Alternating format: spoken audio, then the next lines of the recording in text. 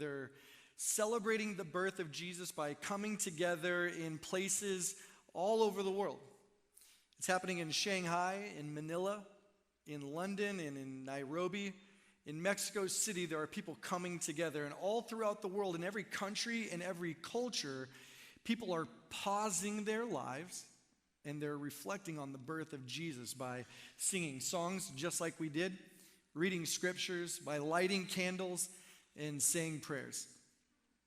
It's happening in historic cathedrals, in country chapels, in modern church buildings, big and small. It's happening in homes, halfway houses, hospitals, rehab clinics, pop-up churches, and prisons all over the world. And in all of those different places and different spaces, all kinds of different people are participating in those Christmas services. Wealthy people, poor people, educated and uneducated people alike, people with families around them, and people by themselves. People who had a great year, and some people who are hanging on by just a thread. There are people who believe in God. There are people who don't. There are people who are confident in their faith, and there are people who are questioning and doubting even what faith actually is. When I think about Christmas and the birth of Jesus being remembered and celebrated in all kinds of cultures and all kinds of places by all kinds of people, I get hopeful. I get a little excited because I believe the message of Christmas is being lived out around the world through all of these differences. This year we've titled our Christmas message, God for All People. And this idea comes from a simple yet profound statement that the angel told the shepherds in Luke 2:10. I'll read it for you again. We had just heard it, but it says this, that an angel said to them, shepherds, "Fear not, for behold, I bring you good news of great joy that will be for all the people." Will you say the last four words with me all together? Ready? Go. For all the people. That's right. See, this is the good news, that Jesus is for all the people. It's not just for the well-educated and the well-behaved. It's for all the people. It's not just for the well-mannered and the well-dressed. It's for all the people. Not just for Republicans or Democrats or what my brother voted one year, the pizza party. I was super ashamed, but he did that. It's for all the people. It's not just for those with 2.5 children and healthy marriages and good jobs. It's for all the people. Jesus isn't just for good people trying to get a little better this year. He's for all the people. On the day of his birth, in choosing shepherds to be the first people to hear and be invited to see Jesus and qualified to share the things they saw, was a big shock. That's actually why the angel comes out and starts with, "Don't be afraid." Outside of the fact that they were visited by an angel on a work shift, which would put any of us in fear, the shock that they would be chosen was one of the first things that they would have wrestled with. In God choosing them first, God's making a statement that everyone is included, that Jesus' birth, the coming of the Messiah, is not just for a select group of people, but Jesus is for all the people. Now we get this idea because the shepherds were not the top rung of society when this is written. They were outsiders. They were the unincluded.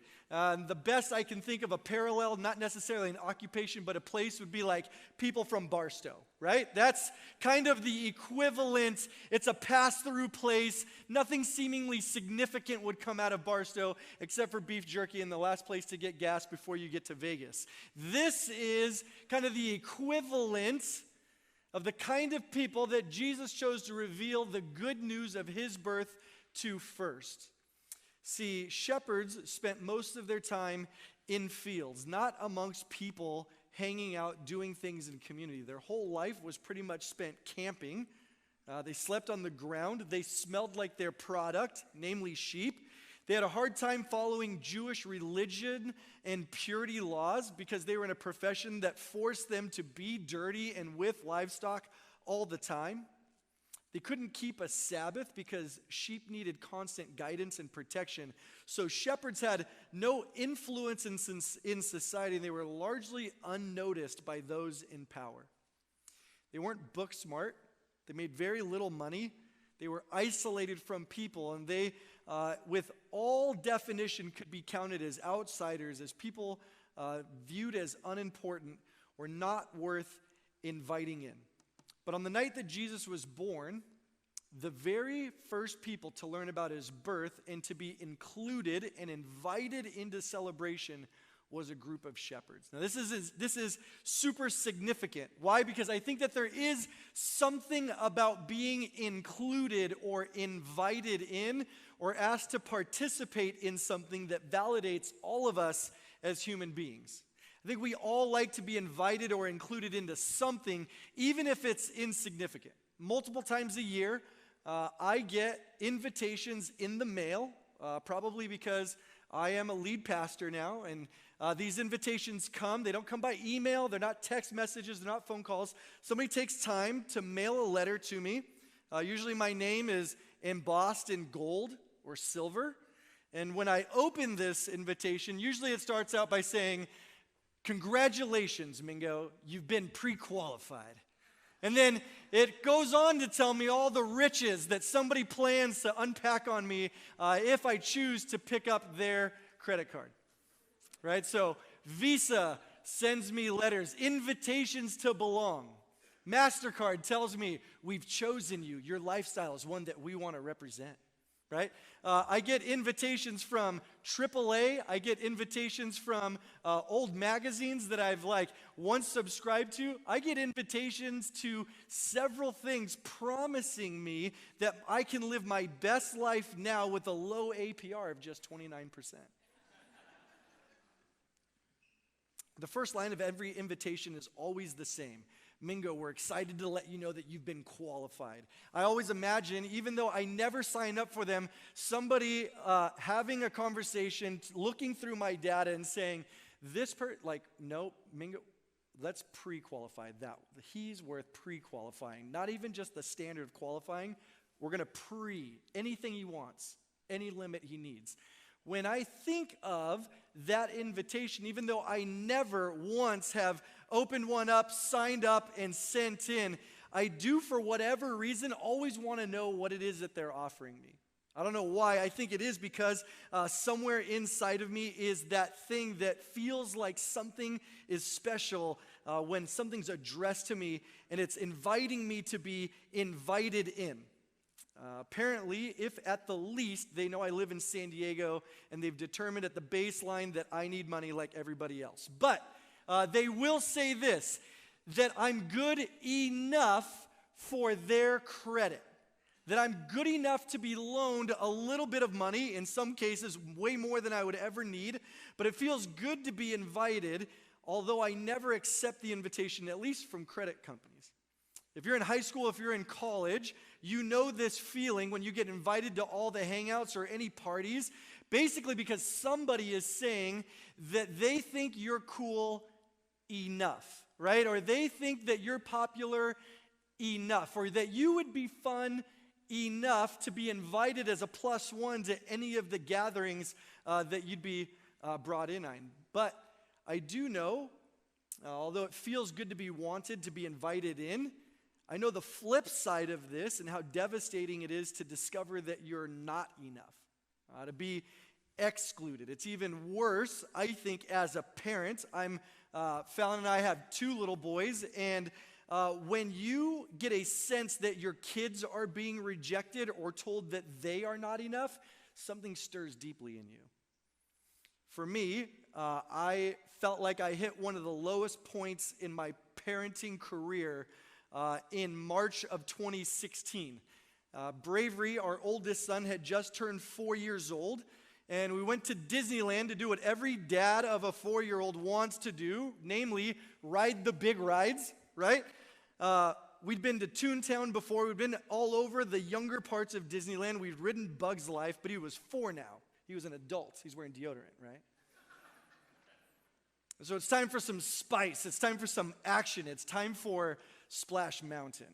That's what I was endeavoring to send Bravery on when he turned 4 and we took him to Disneyland that year. Now, I'm pumping him up in this process. We're making our way through the lines, and then something unsuspecting comes. I meet someone who makes thousands of kids cry every single day, somebody who dashes the dreams of sons and fathers in equal measure. And I met my nemesis. I actually invited him to service today so you could meet him. I'll show you who this person is. Some of you will be taken back in time, and you will experience your own flashback to loss. It's this, "You must be this tall to ride" sign, right? Look at this guy, just arrogant, looking down on us all. You see him? So Bravery, as I'm pumping him up, meets this moment at Disneyland. Have you ever been there? He comes in, I'm super excited. He has no idea that there's even a measurement to be had to get onto Splash Mountain.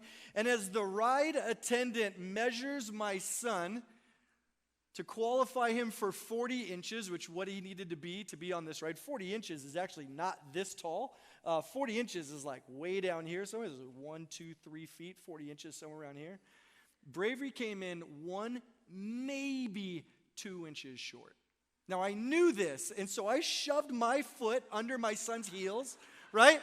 Bravery, unsuspecting, thrown in the middle of this drama. I have a Disneyland 16-year-old teenager trying to tell me my kid's not tall enough while I'm trying to prop my kid's posture in a way like fluff the kid's hair so that he'd be big enough to ride this ride.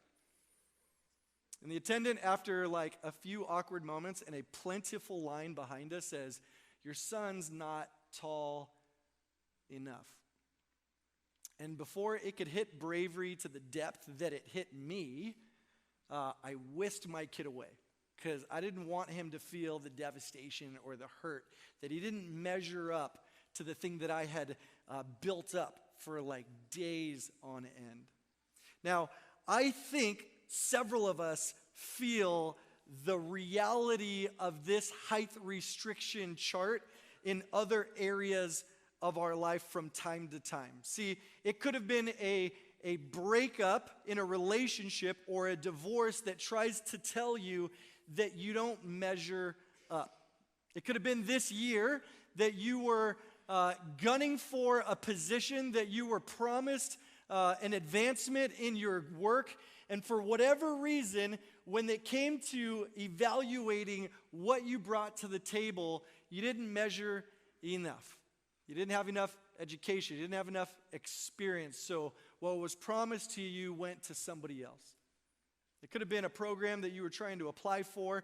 It could have just been the voices playing out in your head of things that you've done in your past that make you feel like you're not enough in comparison to the people or the things around you.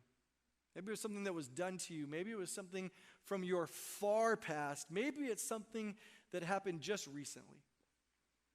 The idea of not measuring up is something I think that we deal with over and over as humans. And I think this is amplified during Christmas time even more so. I don't know about you, but I turn on the radio and there's one radio station, they commit to starting Christmas music after the 4th of July, and they play it all the way until the next 4th of July, right? 96.5, the bane of my existence. They won't stop Christmas music. And you listen to some of the lyrics in some of these songs, and it can weigh on you that you still haven't found yourself measuring enough. One of them in particular, written in the mid-1700s, it's been sung for almost 300 years. You know it, titled, "O Come All Ye Faithful," right? Do you know the first line in this song can totally throw your Christmas off? You know it. I can sing it for you. I don't sing anything, but I can sing it for you just so you can wrap your soul around it. Are you ready? O come all ye faithful, joyful and triumphant. Right? It sounds great. You're welcome. I'll never do that again. That song sounds awesome, right? Oh, come. Yes. Invitation. You're welcome. You make it. This is for you. You've been chosen. You've been invited. You've been selected. You are on our list of people that we want in. And then you make your way right past the first two words and you get hit with reality. All ye faithful. Ugh. Is that the prerequisite in order to come? Because in most days for me, I'm just saying, faithful is not the way I would describe the way I interact on every occasion in every part of my life. Full of faith. I'm more like half faithful, right? I'm more like faith half, or maybe faith fumes. Or on my worst days, I'm more like fearful. Right? When I face something that should be calling faith out of me, usually in my humanity, I meet it with fear. And I don't rise to that occasion. I don't bring it what I need. That's just the first description. And then you go to the second one. All ye joyful. Ugh, I'm already done. Right? Joyful is full of anticipation. How about jaded? I can be fully jaded. I own that on lock. While I was preparing this conversation yesterday, I was met in my 2-year-old's room where Nico had no diaper on, was supposed to be taking a nap, and had spread a soiled diaper all over everything in his room. Come, all ye joyful. I was like, oh, no, you did not, right? My response was not joyful. My response was like, are you serious? We have to go through this? The first thing I was like, just rip the carpet out. We'll just have carpetless. Nico's room will be cement. It'll be great. It'll be fine. Joyful was not the way I would describe myself. And then you end on triumphant, right? Triumphant. Try just keeping your sanity, right? With 2 children. They're in Kidsmen, so they're okay. For me, I look at these invitations. Come is a great invitation, but the prerequisites, they put me on the sidelines. Like, I'm not always full of faith. I'm not springing out of bed just joy. I need a cup of coffee and some bacon at best. And then triumphant is not, when somebody says, like, hey, how was your day today? Who's responded? Triumphant. Like, you just nail them with that. They're not even done asking, like, hey, how was that job interview? Triumphant was the job interview, right? Nobody responds that way. And so I think if I could petition for a rewrite of this song, it would sound something like this, right? Oh, come all ye fearful, hurting and rejected, right? Then we would all say yes. That is my Christmas. That is my song. I will play that song. Here's the interesting thing about this is I think that this is the gospel. I think this is the good news story of Jesus, that you don't have to fix yourself first in order to come, that you don't have to be good enough first. You don't have to measure up first. You're invited just as you are tonight. And Jesus says, come, and he says it to all the people. That's why the birth of Jesus is such good news. Why? Because it's for all the people, no matter where you find yourself tonight. Jesus is for doubters and for addicts. He's for people in prison and people in penthouses. Jesus is for people with faith and for people with fear. Jesus is for likable people and irritating people like your in-laws, right? Jesus is for all the people. Jesus is especially for people who show up to church services wondering if he is in fact who he says he is. Jesus is even for people who have a difficult time being faithful, being joyful, or having any sense of triumph in their life. Now, this is important because there's always this tendency in churches and by Christians to try to make Jesus just for some people or for certain people or certain groups, to try to take something that is for everyone and to make it just for a select group of people. We do this with a lot of stuff in our culture, and we make things that should be for everyone not accessible, or a caliber of something that should be for everyone selective. Now, there's 2 examples. I'll give you the one I found is this. It should be for everyone, but it's marketed for a select group of people. It's called Bling H2O. Has anybody ever seen it? Bling H2O is just water, before I give you any more information, okay? It's not even sparkling water. It's not LaCroix, right? It doesn't have like some infused flavor from the tropics. It's just water. okay, in a nice bottle. But listen to how they market Bling H2O to the general population. It says this: more than a pretty taste, Bling H2O is pop culture in a bottle. It's not for everyone, just for those that bling. Ordinary water is for ordinary people. Ugh, right? But for those who have a taste for the finer things, Bling H2O. Bottles of Bling start on the shelf. The baseline product for Bling H2O starts at $38 a bottle. Right? And all the grandparents rolled over. But listen, they go all the way up. This is bananas. They go all the way up to $2,700 a bottle for Bling H2O. Some of you were in the club this weekend. You're like, I might have ordered one. Right? So here's another product that should be for everybody, but it's not. It's weird. It's Renova black toilet paper. This product, if you can see it, it's so chic you can almost not see it. This brings up tons of questions for me. Renova toilet paper.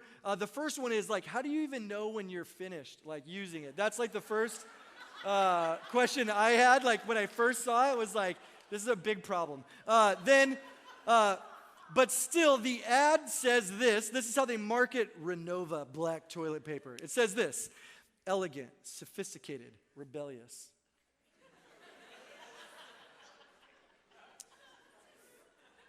An alternative and entirely fashionable, this toilet paper has become virtually synonymous with chic in style. You can order a roll of Renova black toilet paper off their website for $11 a roll, right? So this product is probably the core definition of flushing your money down the toilet. You can have a great twofer if you go Bling H2O in the toilet with it, and that's a serious missions trip, right? That's how you know you're really going for it. These two products, there's a point to this whole thing, and it's not so that you can have some really fancy stocking stuffers super last minute. There's a really important reality that you cannot miss. Here's the deal. Regardless of how Jesus has been marketed to you, or what you've heard before, or what you've thought, you have to understand that the birth of Jesus was intended for all people. Jesus is for you. Now I want to read you a verse that may not seem like a traditional Christmas scripture, but I think that it beautifully summarizes the point of the Christmas story. And it's an invitation at the end of the Bible. And here's if you read anything on speed reading or how to bring the points of a book, narrow it all the way down so you get the gist of what the author is trying to say. I tried to read a bunch more books this year, either by reading them or listening to them, and this is a little trick that you can apply. It says to read the first chapter, and the author will set up their intent, and then you can skip all the way to the back of the book, and then you can read the very last chapter, or even sometimes you can read the last paragraph in the last chapter of the book, and the author will make one last compelling effort to try to get you to understand the point of the entire book. And this verse is found in the last chapter of the last book of the Bible, Revelation 22:17, and it says this: the Spirit and the bride, that's God and the church, the Spirit and the bride say, come. Let anyone who hears this say, come. Let anyone who is thirsty come. Let anyone who desires drink freely from the water of life. Doesn't this ad sound so much different than Bling H2O? This one is for all the people. I think you can summarize the entire Bible the way that you can summarize the Christmas story all in one word. Dare we be so confident to try to boil the entire Bible into one word? I think with confidence the word would be come. You're invited. We've been waiting for your arrival. That you've been selected, you were known, you were purposed, and you've been welcomed in. And so many times, I think that we stand on the edge of an invitation and we disqualify ourselves before ever even trying to make a step in. And I don't think that there's any coincidence that in Revelation 22 it says that both the Spirit of God, his own essence, says come, but also that the bride, which is also known as the church collectively, the postures are to be open. Come. I hope you feel that tonight. I hope you have a sense of that when you walk in through these doors. So let's go back now to Disneyland. So instead of having a heart-to-heart conversation with my oldest son, just turned 4, Bravery, instead of talking to him about contentment and about patience, I took him to the bathroom. And I went into a stall, and I took his shoes off, and then I started to put tons of toilet paper into my kid's shoes. Okay, so I'm not saying that this is the right thing to do as I see some of your faces, but can you see how Bravery in this picture, can you see this is on the day that I did this, can you see how his posture is like he's wearing a back brace? Can you kind of see that? It's because he has more toilet paper in his shoes than he's ever had before in his entire life. So when I brought him out of the bathroom, he didn't know what was happening. He was walking like, you know those shoes that are like wedges that girls wear, but they're hidden wedges? You can't really see them. Bravery was walking from the bathroom all the way to the back to Splash Mountain like this, like, Dad, my back hurts. And I was like, stop it, just keep going, right? Why are we doing this, Dad? I'm like, Bravery, you don't know. Poor little kid, shoes full of toilet paper and paper towels, and I start walking him towards this blasted measuring stick. It's a different attendant now, and Bravery and I walked so confidently up there, his hand in my hand, and I get him in front of the line, and he blasts past the minimum measurement by like a 1/4 inch. And I'm like, we're in. And the attendant goes, right away. And we start making our way up, and he has no idea what's going on. He's walking like, right? Like, he's barely keeping it together, and we get to the top gate, which is the second measurement. That's like the dual. You've got to cross both barriers. He makes it through the barrier, and we sit down on Splash Mountain, and all of a sudden, as a parent, I'm like, this ride goes like 40 miles an hour. And my son is not like clink, clink, clink into this ride. Because if you've been on Splash Mountain at Disneyland, it's just like an open log, right? So now I'm thinking, there's like a 50-foot drop. We go 40 miles an hour. My kid is like a tiny human being. He just turned 4. So I have a picture of the moment I want you to see right here. Yes, that is, that's the fullness of fatherhood before your eyes. And here's what I'm telling you right now. I'm telling you, I know, so just before you send a complaint email, right? I know this was wrong. I know I sent my child through a living lie to get access to the log ride at Splash Mountain, or Splash Mountain at Disneyland. And keep that picture up there. So the fullness of joy in my face is fulfilled in 2 things. One, my hand running down the side of that log is gripping my child with all that I have. And then the other hand is actually holding my iPhone, because I wanted to capture this moment for eternity, right? Because if your family's like my family, we never buy the picture, right? Like, right?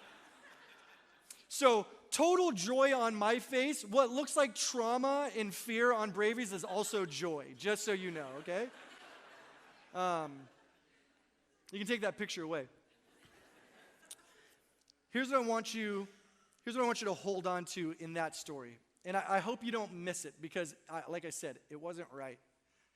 But there was something in me that understood while I was preparing this conversation, and as I was reading through the passage of the birth of Jesus, that there's something tremendous about who God is. When he enters our world, he goes hand in hand with us. He doesn't have to cheat a system for us to qualify. He became the sacrifice. He became enough. He lived a perfect life, fully alive and perfect, so that in exchange, you and I could walk confidently with him. No matter what you've felt in your life, in this season, that has had you come up short, a life with your hand in Jesus' hand, like my son's hand was in my hand, can qualify you for way more than you would ever bargain for.